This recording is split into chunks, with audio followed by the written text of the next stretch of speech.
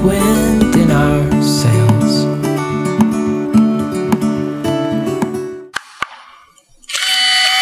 Hi everyone, and welcome back with another vlog.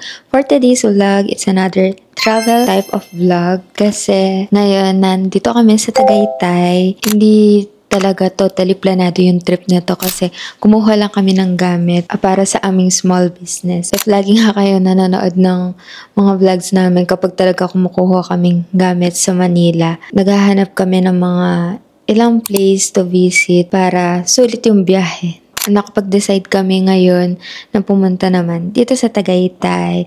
And dapat hindi naman kami talaga overnight eh. Pero inaya ko na si Habi na mag-overnight kasi sayang naman yung biyahe. And dito pala kami nagstay sa The Lakeview Suites.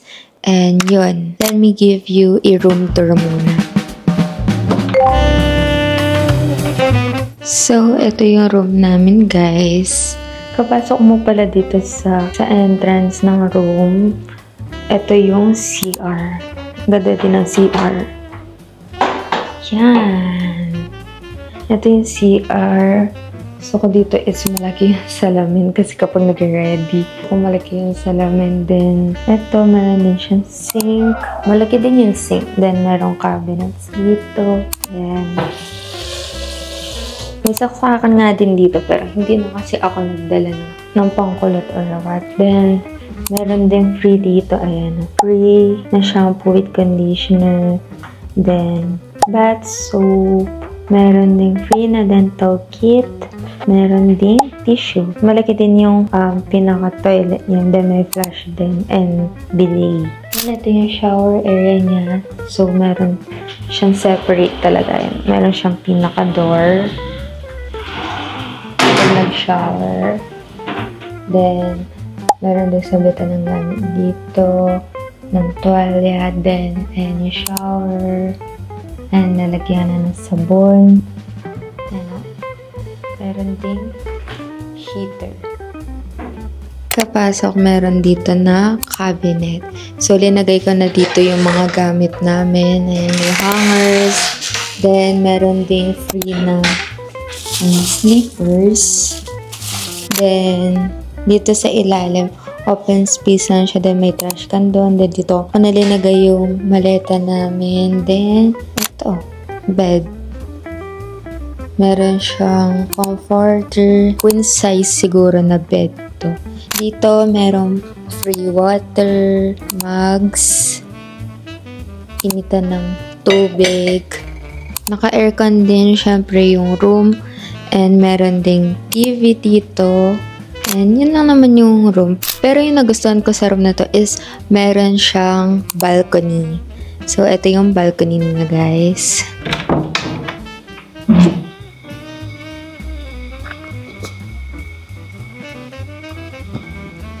Ayan yung balcony niya. Ayan si Habi. Spacious yung balcony niya. Maluwag. Meron siyang view ng Taal. Ganda pa naman ng sky. Sinabi ko din kasi kay Habi na maghanap siya ng ganitong type of room na merong balcony para mas kita yung Taal, di ba? Para ramdam na nasa Tagaytay ka talaga. And dito, ayan o, meron siyang kortina dito. Ito o, meron siyang curtain dito na makikita mo yung view ng labas. Yan, ng balcony. Ayan, so kapag kagising mo ng umaga, diba? Tapos gaganunin mo lang yung curtain, tapos makikita mo yung view. Ang ganda niya. And malinis din yung room, guys. Meron din silang pa-free na towel. Ayan. Pero, nagdala na din kasi ako ng towel namin. Pero, baka ito na lang din gamitin namin. And yun. Yun na naman yung room. Kaya siyang pinaka-kitchen talaga kasi meron naman silang resto dun sa labas. Mamaya pa naman din kami lalabas kasi balak namin magbulalo mamaya gabi. So, lalabas na lang kami mamayang gabi. Umalis kami ng Pampanga around 11. Pero ako nagising na ako ng 7:30 kasi kanina lang din ako nag-ayos ng gamit namin. Then, dumaan pa kasi kami ng Quezon City and ng Malabon. para kunin nga yung mga kailangan naming gamit para sa aming small business. Then, dumiretso na kami ng Tagaytay. So, umalis kami ng Malabon around 3 p.m. Then, nakarating na kami dito ng mga around, siguro, magsi 6 p.m. Then yun, di naman din masyadong traffic sa Manila, pero nagtagal lang kami dun sa pinagkuhanan namin ng gamit. Buti na lang umalis kami ng maaga-aga sa Pampanga. So, nakarating kami dito na maliwanag pa para makita yung view nga ng hapon. Kasi tomorrow, uuwi na din naman kami kasi magstay lang kami dito ng 2 days and 1 night. So yun, magpapahinga muna kami, then mamaya na kami lalabas, guys.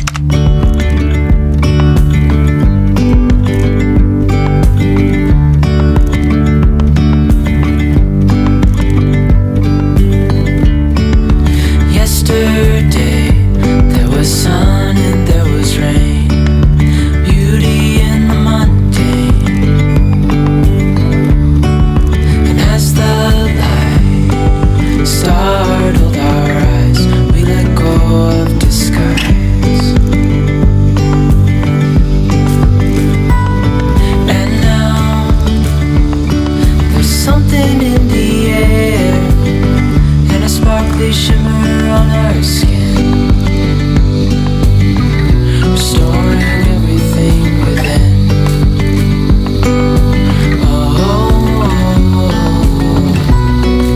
Dreamy, breezy, we go easy, easy on our tiptoes, undercover agents of the other, beyond gravel, beyond all.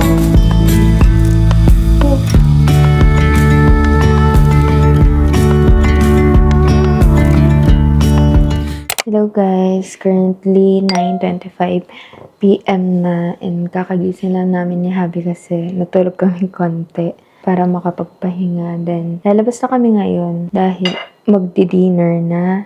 So, naghanap na si Habi kung saan kami kakain for dinner ng bulaluhan. Dahil yun talaga yung dinayo dito sa Tagaytay. So, yun. Malamig-lamig din dito. Kasi naman sa Pampanga. Ay? Lamig-lamig din naman dito. Ewan lang kalabas. Di pa ako lumabas. Pero kaninang bago kami matulog sa may balcony, malamig-lamig. Yun. Alis na kami. Buti hindi umuulan, no? Ay, wow. Kita pala dito eh.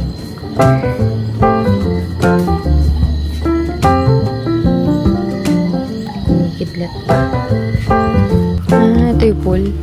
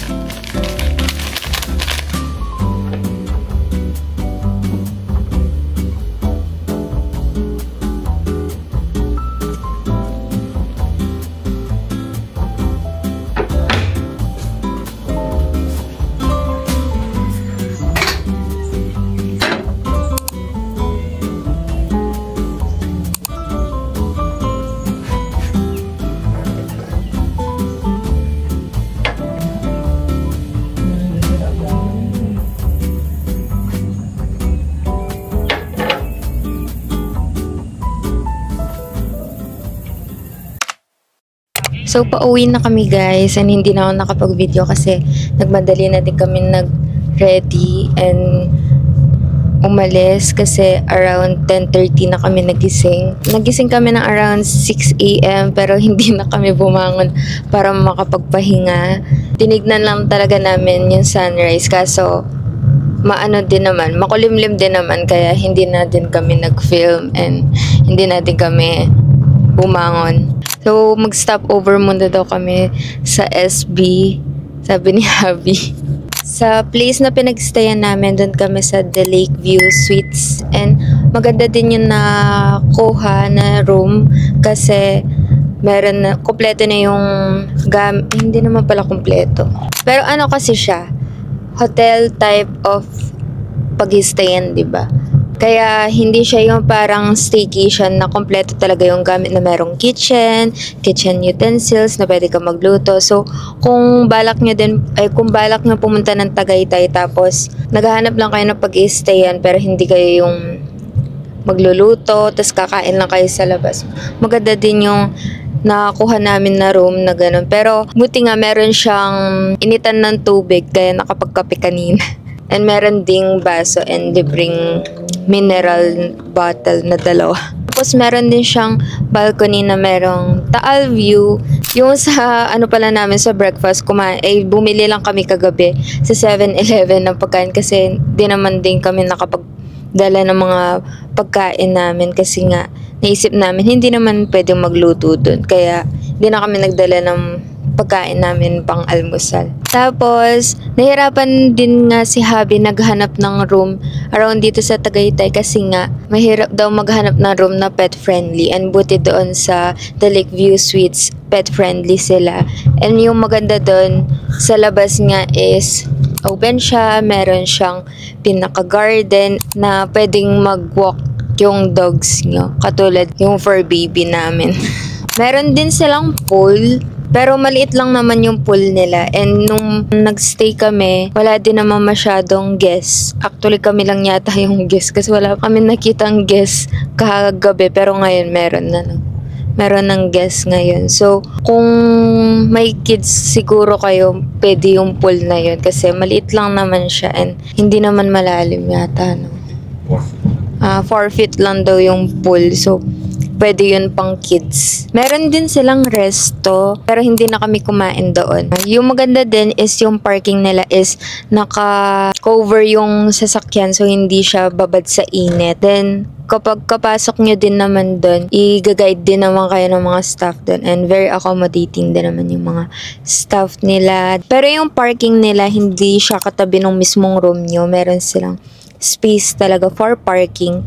Pero walking distance lang naman siya, hindi naman siya malayo. Meron din silang pinaka-common area na pwede kayong magtambay. So, kagabi, kadating namin after namin kumain ng bulalo ni Habi, nagtambay kami dun sa pinaka-common area nila. Sa taas yun ng room namin. Makikita nyo dun yung view ng Taal. Then, kapag gabi naman is mga lights. May lights dun sa baba. So, maganda din yung view niya, mapa morning or ng gabi. Maganda yung view niya. Sa room naman na gustuhan namin na merong heater yun sa shower and yun sa sink. So kahit mag-toothbrush ka, maligo ka, hindi ganun kalamig yung tubig. Especially malamig pa rin pala sa Tagaytay kahit ganitong medyo summer. Napaulan na pala. Hindi ko alam kung tag-ulan na ba o summer ng May. Kasi umuulan-ulan na. Pero buti na lang ngayong nagstay kami, hindi umulan. Pero nagkulimlim, katulad niyan makulimlim. Pero hindi umulan. Tapos pala sa room namin, ay actually dun sa pinagstayan namin merong wifi. Kaso dun sa room namin hindi naabot yung wifi. So kung nag-work from home kayo, hindi siguro okay na dun sa room na yun. Kasi meron namang pang couple na room and yung pang family room. Dun sa family room yata, abot yung wifi. Pero dun sa room namin hindi abot. Pero hindi naman ganun ka big deal sa amin dahil hindi naman namin totally need yung wifi. Hindi pwede ang pets. Nandito na pala kami sa SB, saan, madaming SB dito eh. Anong SB to? Nandito na pala kami sa Starbucks Hiraya kasi hindi daw pwede yung pets. Sabi ni Happy, bumaba na siya. So, hanap tayo ng kabilang Starbucks daw.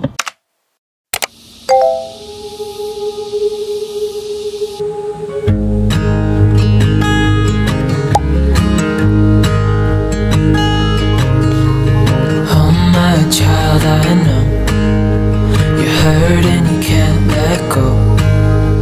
It's not your fault and you don't deserve all the bad and the hurt.